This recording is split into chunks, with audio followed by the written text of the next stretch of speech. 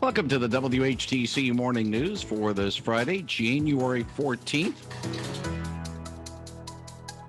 Instead of our usual Travel Michigan theme, we're doing a little more laid back today because as Dave Lorenz joins us from Pure Michigan via the Zoom connection, it's kind of a quiet, wintry morning.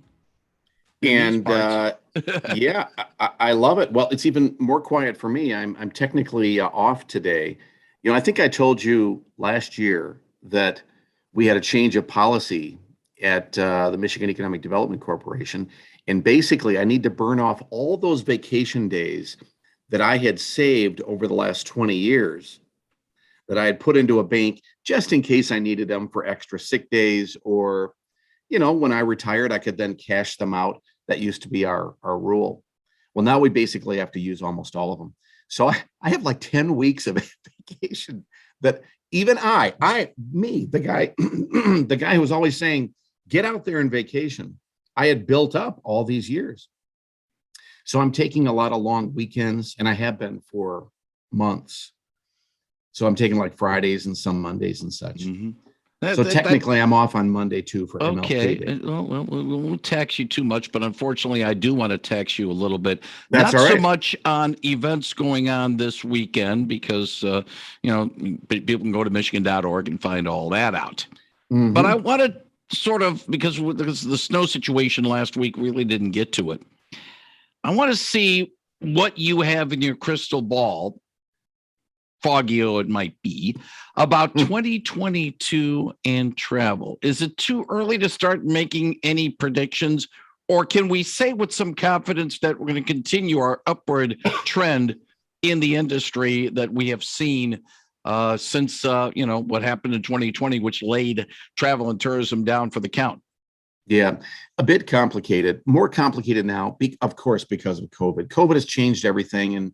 And because of COVID being this ever evolving thing, it's made it more difficult. But this is what I believe is going to happen. First off, I think the last couple of weeks has been very revealing in that I'm looking at data on this as well. It's not just what I'm feeling, but I am feeling this. I'm feeling that people are starting to change their attitude about COVID, that people are starting to understand that this is an endemic situation. Of course, pandemics eventually, if you're lucky, they start to wane and they start to go away one way or the other. And so we're starting to understand that COVID will be with us like the flu, bad colds, things like this. And people die from the flu and colds sometimes. So we're going to still have this with us for a while, and maybe forever. So we're going to have to learn to live with this. And we're going to have to learn to change some of our behaviors. And, things like washing hands, come on, that's just a good idea anyway, right?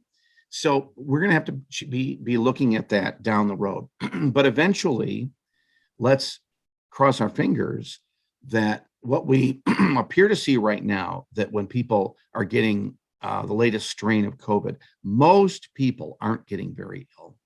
So I think we're going to start to change even our policies in that people who are really highest at risk are the ones we're going to really be careful about and care for.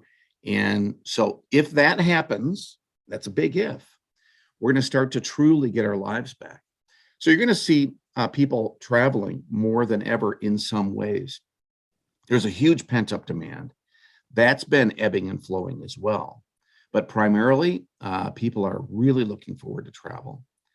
Now, the last couple of summers, people have come to places like Michigan because we're kind of that place where you can separate and distance and all that. And we have so many natural places where you can be outside. So for a place like Michigan, we've done better than most of the country during COVID. So now competition comes to play. Other states are investing greatly in travel and tourism. Other states, some of them have received a lot of federal dollar assistance. We've received some. So we have a $30 million budget at Pure Michigan. Our local marketers have been hit hard, so they don't have as much to invest as they normally do. So with all that said, I think we're going to do okay this year. I think we're going to start to come back. I think we're going to do better than we did in 2020 in some areas. But interestingly enough, those really popular areas that did really well this last summer, think about Traverse, Mackinac, places like that, and the Lakeshore communities. I think we might have priced ourselves out to some degree, because if you were out there, you know that, man, things cost a lot. And psychologically, people aren't really paying attention to the market. They're just going on vacation. So a lot of people are going to say, well, that place is too expensive. I went there last year. I'm never going to go there again.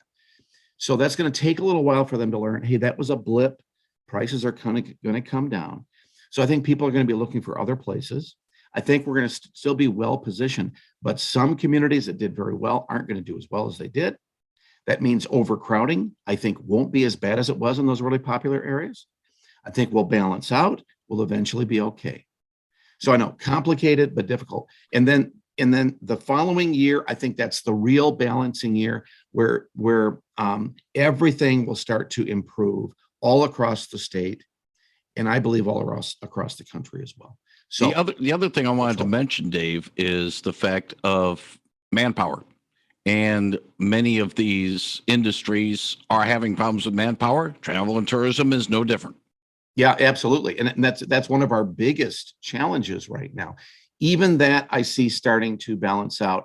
The child care tax credit and such was a very good thing for people who really needed it. But the way it was set up, just like the unemployment benefits at the federal level on top of the state level, all those benefits have incentivized people to stay home artificially.